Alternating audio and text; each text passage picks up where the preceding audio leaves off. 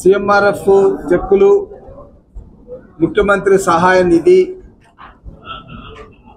ఇదంతా కూడా గత 5 సంవత్సరాలు వైసీపీ పాలనలో మర్చిపోయాం.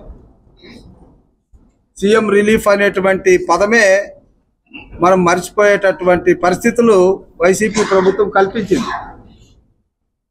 అయితే చంద్రబాబు నాయుడు గారు నాయకత్వంలో తిరిగి కూటమి ప్రభుత్వం ఏర్పడింది. పవన్ కళ్యాణ్ గారు, అటు మోడీ గారు అందరూ కలిసి ఈ కూటమి ప్రభుత్వాన్ని నడుపుతున్నటువంటి సందర్భంగా ఆల్మోస్ట్ ప్రతి 15 రోజులకు ఒక మారు చెక్కులు రావడం అనేటువంటిది మనం చూస్తున్నాం. అంటే మీరు ఇప్పటికే గమనించుంటారు, మన కార్యాలయంలోనే ప్రత్యేకంగా ఒక సహాయకుల్ని ఉంచడం, ఎవరు వచ్చినా వాటికి ఒక సీరియల్ నంబర్ ఇచ్చి వాటిని ఫిలప్ చేసి ఏదైనా పొరపాట్లు ఉంటే వాటిని సరిదిద్ది వెంటనే నివేదికలు పంపించడం జరుగుతుంది. అభ్యర్థులు ఎక్కడ కూడా సీఎం ఆఫీస్కి కానీ, సెక్రటరియట్కి కానీ, లేదా ఏ అధికారి దగ్గరికి వెళ్లాల్సినటువంటి అవసరం లేకుండా చెక్కులకు మాత్రమే పిలిపించడం జరుగుతుంది. ఈరోజు కూడా 40 చెక్కులు ఈరోజు ఇవ్వడం జరుగుతుంది. ఇప్పటికీ దాదాపుగా 123 చెక్కులు మనం పంపిణీ చేశాము. 1,62,78,000 రూపాయలు. అంటే కేవలం మొదటి 3 నెలల్లో సిఎంఆర్ఎఫ్ స్టార్ట్ కాలేదు, 6 నెలల్లోనే మనం దాదాపుగా 123 మందికి, అంటే ఎవరు వచ్చినా వాళ్ళ అర్హతను బట్టి డబ్బులు ఇవ్వడం అనేటువంటిది జరుగుతుంది. ఇంత ట్రాన్స్పరెంట్గా అభ్యర్థులకు ఎలాంటి ఖర్చు లేకుండా, వాళ్ళు ఇబ్బంది లేకుండా, అధికారుల చుట్టూ తిరగకుండా కేవలం ఎమ్మెల్యే ఆఫీసులో వాళ్ళ ప్రతిపాదన ఇస్తే తిరిగి చెక్కులకు పిలుస్తారన్నటువంటి ఒక ఆలోచనని తీసుకురావడం మా కార్యాలయ సిబ్బందితో పాటు ముఖ్యంగా మా లీడర్లు. ఎందుకంటే ఇంత ఒక ట్రాన్స్పరెంట్గా ఈ కార్యక్రమాన్ని నిర్వహిస్తున్నారంటే మా గ్రామ పార్టీ అధ్యక్షులు మొదలుకొని యూనిట్ బూత్ ఇన్ఛార్జీలు, మండల పార్టీ అధ్యక్షులు అందరూ కలిసి ఒకే మాట మీద పేదలకు సాయం చేయాలన్నటువంటి ఒక ఆలోచనతో ఈ కార్యక్రమాన్ని నిర్వహిస్తున్నాం. ఈరోజు కూడా మా పాత్రికేయుల సమక్షంలో మరి 40 మందికి ఈ చెక్కులు పంపిణీ అనేటువంటి జరుగుతుంది. ఇప్పుడు మా మండల పార్టీ అధ్యక్షులు, ముఖ్యమైన లీడర్లు ఈ చెక్కులు పంపిణీ కార్యక్రమాన్ని నిర్వహిస్తారు. ఈసారి పూర్తి స్థాయిలో కూటమి ప్రభుత్వం బడ్జెట్ను ప్రవేశపెట్టింది. ఈ బడ్జెట్ సమావేశాలు 15 రోజులు జరిగాయి.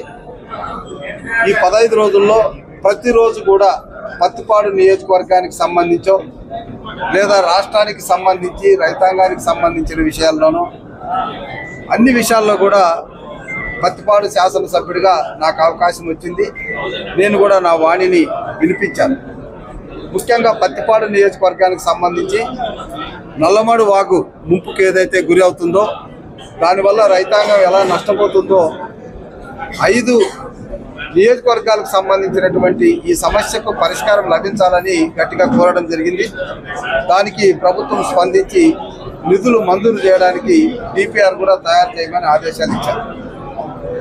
మీ అందరికి తెలుసు, గుంటూరు ఛానల్కి సంబంధించి బడ్జెట్కి ముందే మనం అనుకున్నట్టుగానే బడ్జెట్లో ప్రవేశపెట్టారు. కాబట్టి గుంటూరు ఛానల్ ఎక్స్టెన్షన్కి, మోడర్నైజేషన్కి నిధులు ఇచ్చినందుకు చంద్రబాబు నాయుడు గారికి ప్రత్యేకంగా కృతజ్ఞతలు తెలియజేయడం అనేటువంటిది కూడా జరిగింది.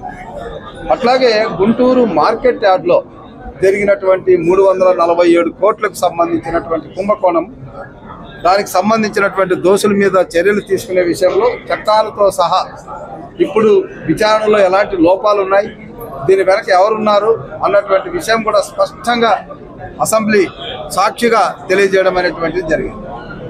అంతేకాకుండా సొసైటీల్లో, కోఆపరేటివ్ సొసైటీల్లో ముఖ్యంగా డిసిసి బ్యాంకుల్లో జరిగినటువంటి అవినీతి, ఒక పత్తిపాడు నియోజకవర్గంలోనే దాదాపుగా 5,39,00,000 రూపాయలు అవినీతి జరిగింది.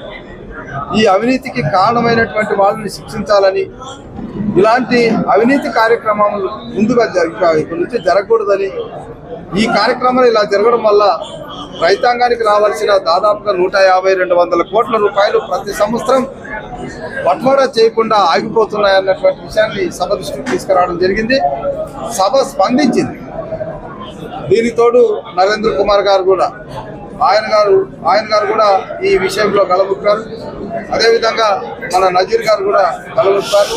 ఇలా ఒక ఇద్దరు ముగ్గురు ఈ సమస్యల గురించి మాట్లాడేటప్పటికి ఇది ఒక స్టేట్ సమస్యగా భావించి సభా సంఘం నియమించడం అనేది మొట్టమొదటి జరిగింది.